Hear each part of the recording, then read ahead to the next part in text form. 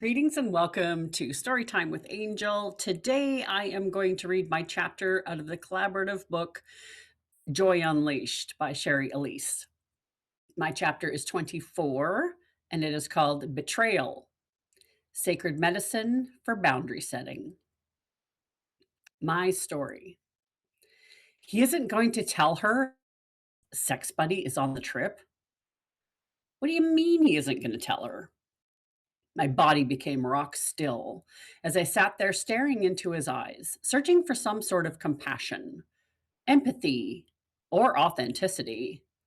Something that would make that sentence sound less grotesque. Here was this human, a captain in the fire service, mentoring his officer to lie to his girlfriend while conspiring with the frontline workers in the group to cover it up before their 2-week rafting trip. That red flag moment is now etched into my bone marrow as the first stage of failure of my trust and respect for not only the man I chose to couple with, but also for firefighters and frontline heroes altogether. This wasn't my first encounter with frontline violating boundaries without remorse. Years earlier, the father and fire captain of one of my gymnasts cheated on his wife. And through his chaos addiction, I helped raise his daughter, a talented athlete with a luminous spirit. One night, after years of knowing me, he crawled on top of me during a movie at his family's home. "I've always wanted you," he whispered, pressing his mouth against mine. "What the fuck are you doing? You are married." My body revolted. I shoved him off, walked out the door, and filed him in the mental folder with the other 4 frontline workers whom I have had similar experiences with. My mind races back to the pyramid grounds where I met my last partner. His action to connect, his physical proximity bordering on betrayal of his own wife, who waited for him at home. My nervous system fired in the red zone as my carefully crafted words dripped with sweet venom. My first shamanic teacher shared that when you come into my world, you're going to eventually love me, hate me, and want to fuck me. Our eyes locked. Stillness permeated the space between us. "Well, I'm definitely at number 3. His striking blue eyes flashed as the dimples on his cheeks deepened. With COVID reshaping our lives, half a year later, I found myself in the States with this man who had pursued me on ancient grounds, newly single and very hungry for the supply of my medicine. Shortly after my arrival to the States, I had a full hysterectomy and the most epic shamanic death I've experienced to date. My dream: raging white water, crashing against the cradling of Mother Earth, shifting directions, rolling balls of fury, spraying rainbow-filled droplets of water as the river thrashes down the ancient carved-out liquid trail. The sun beats down, reflecting off the cool, misty spray, drying the logs and branches hanging onto and over the river. He's face down, jammed in the logs. The water rushes over his lifeless body as Pachamama calls him home. Gasping for air, my eyes shot open as my hand reached for my heart.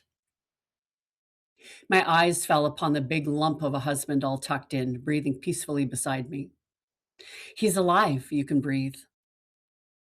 I repeated silently to myself until my heart comes back into a resting space. I choose not to tell him. It was just a dream, right?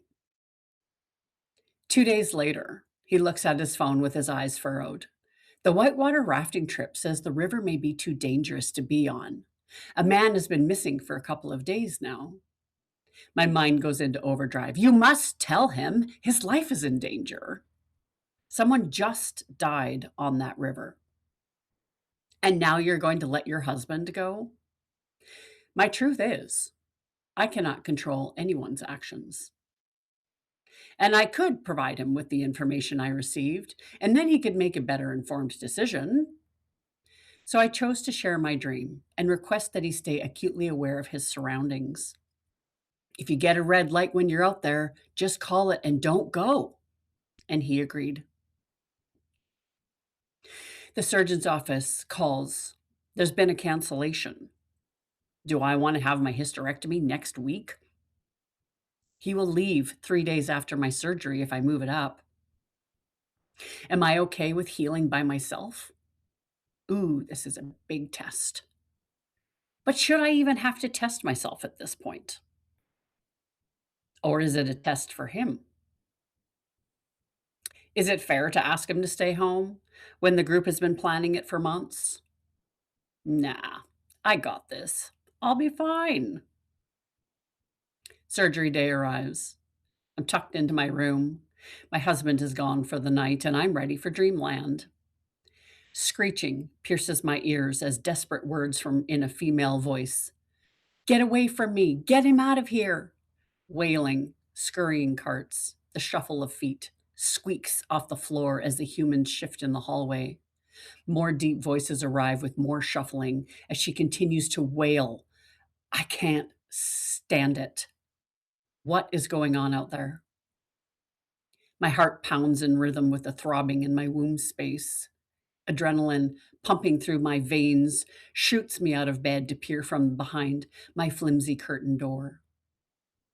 My swollen eyes are bombarded with a handful of black security vests, and I'm hit with an energetic wall of searing trauma. Shell shock hurls me back into bed as the panic attack sets in. I can't breathe. I can't breathe. I can't breathe. Nurse. The next 3 days and nights are filled with dream after dream of the violence I've already processed in this lifetime. Experience on a whole new level, drug induced. The excruciating womb pain aligns with the new experiences and creates complex trauma. While my husband packs for his trip to perhaps face his own death, I don't remember coming home. The phone call, however, is branded into my cells. Oh, yeah, no problem. Sounds great. His eyes sparkle as he shares. She's going to ride in my boat with me.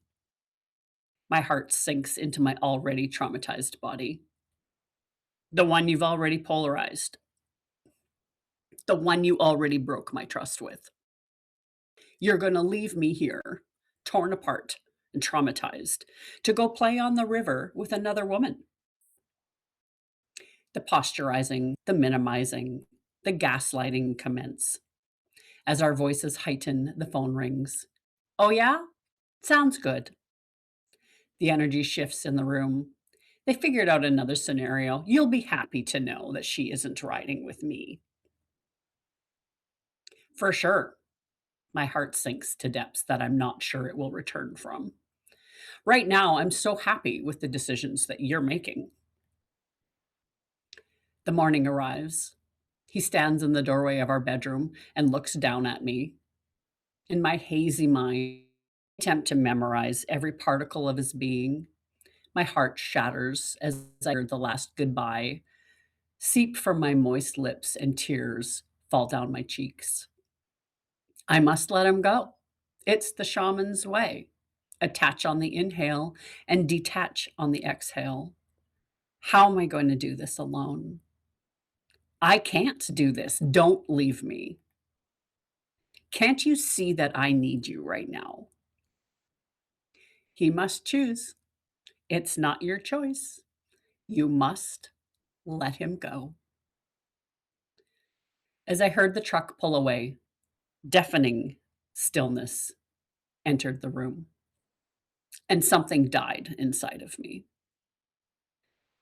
The next 24 hours became a trauma and drug induced space of out of body experiences. I willed myself to go into intentional deep meditation. And as usual, I ended up on the top of the pyramid in the sun in Teotihuacan, Mexico, and was reminded we are all one. You have access to him and his energy, whether it's on this physical plane or not. You've already experienced this with others. You did. choose to marry a firefighter. Every day he puts his life on the line. Every day he may not come home tomorrow. This is the life I chose and the story that I created. The wonderfully crafted experiment the universe and I danced through shed light on mental triggers around domestic violence, betrayal, and abandonment. My physical body writhed in excruciating pain and was inundated with drugs my brain could not process. This led to a lethal combination and a perfect storm when I was left with only one day of help and left isolated at home to heal alone. The contents of the pill bottle accidentally spilled into the palm of my hand. Stillness permeated the room as I had a chat with the universe. I'm done playing this way. If you want to use me as your vessel to serve humanity, I need a softer way. I have succeeded in my pursuits in this lifetime. I have nothing to prove anymore. And I just watched my soulmate, my warrior, walk out the door. I'm putting down my sword. I absolutely could leave this earth right now and be so proud of what I have accomplished within healing my ancestral lines in this lifetime. I am not scared of you, angel of death. If you want me to stay in service, I want a new storyline filled with joy and service. So mote it be. Clearly, I chose life in that moment, and my mission with the universe was sealed. He was gone for a week with no contact. My phone rings and I pick it up expectantly. Hey, a guy on the river had a satellite phone, just checking in to let you know you were not wrong. As soon as we got to our drop in place on the river, we found the dead man and got him to the ranger station and back to his family. I was fucking right. Adrenaline rips through my traumatized body and takes a seat in my chest. Am I just right about the dead body?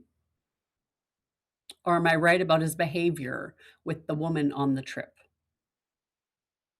This group has already proven they will protect their own.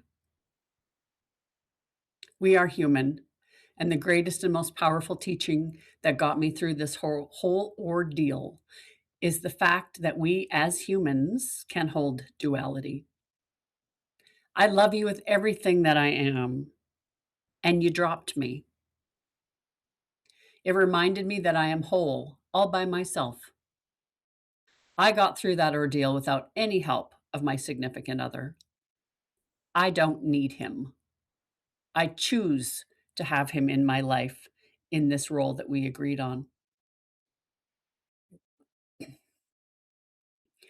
It led to further communication around what unconditional love, relationships, and boundaries look like, and what I wanted and needed from a business partner versus an intimate partner. The clarity from our experience and communication led to a deeper yes from both sides to continue with an intimate relationship. The spark. What I didn't understand at that time was that I had entered the darker and dangerous cycle of trauma bonding. Trauma bonding is a consistent loop of affection and abuse that creates a process addiction in the brain, which, when goes unchecked, can wreak havoc in a person's life, just like any other addiction, such as drugs and alcohol. But at that moment, what mattered most wasn't psychology, it was my choice: stay broken or alchemize betrayal into joy. Minimizing the severity of what a hysterectomy does to a woman on all levels is traumatic. Adding domestic violence, betrayal, and abandonment triggers during the same time makes me question how I got out of that situation alive with no therapy or hormone treatment. Yet on the other side of that coin, my psychic abilities were through the roof and on laser point. Books and podcasts came flowing through me. Yet the more I started to flourish, the more my partner sabotaged, distracted, and dismissed me. The more my partner sabotaged, distracted, and diminished me. In April 2024, the ultimate betrayal played out on the very same grounds where he pursued me as we led our first group retreat with another teacher.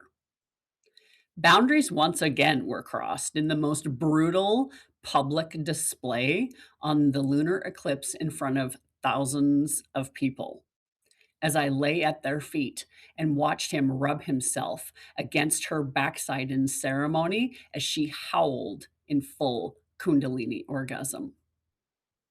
You think that would have been the severance, but no, I forgave him. But his treatment after that night revealed the truth.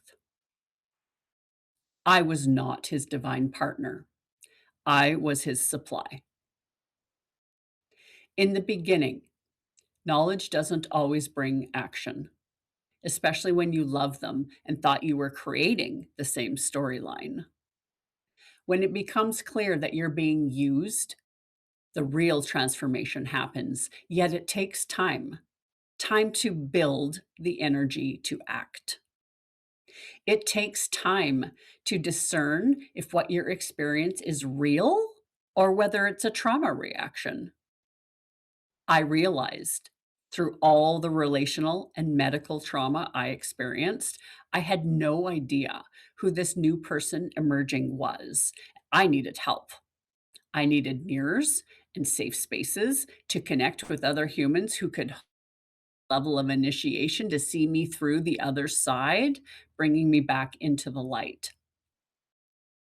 Laura DeFranco drafted into my storyline shortly after my hysterectomy, and I chose to step into her Brave Healer container and not look back. I wrote in 3 of her books, authored my own book, and when this experience happened in Teotihuacan, I chose Laura as my mentor and healer once again. This cosmic breadcrumb led me to Shari Alyse, as Laura and I, with another brave healer lead author, headed to California to be on Shari's show, Good Morning Joy. Fully supported by my husband, so I thought. Shortly after it aired, another bullet arrived. What I have learned is that some humans love setting up the fall with a smile on their face and a sniper rifle at their back. Now you know what it's like to live this lifestyle. You can go find it again with somebody else. I want a divorce, he said, matter of factly, like he'd suggested where we go to eat for dinner. I don't believe in divine union. I don't want to change my behavior. My behavior keeps hurting you, and I'm comfortable the way I am. So I'm going to release you. Weeks later, papers were filed, and I was shipped back to Canada. You get the gold medal for the smoothest divorce. 2 months later, his predatory pattern repeated with another woman. I sought more joy. I sought safe connections. I surrendered to the brutal detox as I dissolved the thought patterns that he seeded in my brain. You can't live without me. I am more powerful than Don Miguel Ruiz. Nobody can ground you like I can. And for a short while, I believed that I couldn't live without him. Trauma bonding is real. The suicidal ideation was real. My psychic gifts were seductive. I can access the other side. I have loved ones on the other side. I can be of more service from the other side. My trusted advisors are on the other side. I can advise from there too. I kept reminding myself, You chose life on earth. You made a commitment to the universe to share your medicine on the other side of this humiliating initiation. Survival had me heading back to the gymnastics world for work, a space I hadn't entered in 15 years after a decorated career of coaching world class athletes. I can be of service here. I just want some time to play with the kids and give my inner child some fun. A few short months, the universe rudely reminded me that's not where you belong and rerouted me in full surrender to the path that laid before me to share this medicine. Trust became my goal. Trust in myself, in faith, in the universe, which I believed had me. The downloads started coming in again, and my psychic abilities came back online. The more I allowed myself to become still, the more magic showed up in my world. As Shari and I danced in our own grief portals, our connection grew. This book came into fruition. Leadership opportunities showed up in our Brave Healer community. Collaboration started forming, and I felt my soul coming back online in the most humble and beautiful way as I turned my pain into alchemy through the written word and the most healed version of myself to date. I wrote The Boundary Queen ritual guide by allowing my psychic channel to expand and tap into dimensions and ancestry I hadn't previously accessed. This throne initiates names, seals, and enforces sacred boundaries when language blurs your no.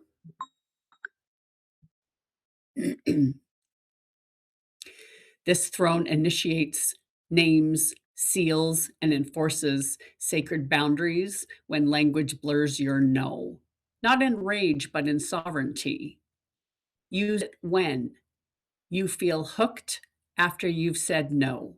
Dream loots, check ins, ritual nostalgia. Example: imagine an ex texting just to check in.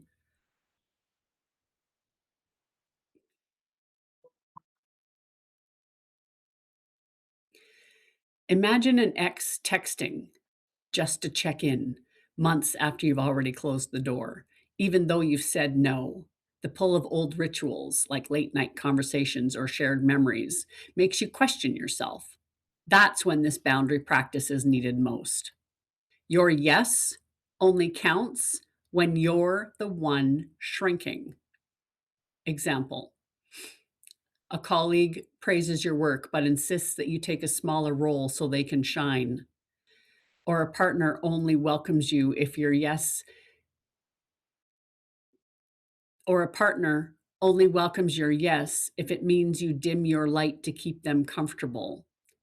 In those moments, your agreement comes at the price of your own radiance, and that is not a true yes. Anyone who tries to outrank your body's truth with titles, ceremony, or cosmic poetry. Example: you're in a spiritual circle and the leader insists, Spirit told me you should, even though your whole body contracts. The titles or sacred language don't change the fact that your no is clear. That's when you anchor in your royal edict and claim your sovereignty. How to wield it fast. Number one, crown check in, hand on heart and womb. Write these three bone truths that your body agrees with. Number two, royal edit, fill and speak. I am the boundary queen of my field. I do not consent to blank. Effective now, clear limit. If crossed, I will, action I can enact. My yes is sovereign and respect reserved for right relationships. Number three, seal and enforce. One candle, pinch of salt, speak. By breath and bone, I guard my throne. My iron no is set in stone. Within my chest, I bless the tender bloom of velvet yes. Then block, mute, revoke access, and end the shared loops, no debate. Go deeper and claim your crown with the ebook now. The Boundary Queen, divine feminine protection, reign without apology. Inside, 7 done for you edits, clean exit scripts, glamour busting checklist, daily throne practices, altar pages, and printable decrees. Get the guide on the school platform. Fireheart Mystery School in the classroom. Closing oath. I am the keeper of my gate. My word is law in my body. Only what is in right relationship may enter. We'll see you next week.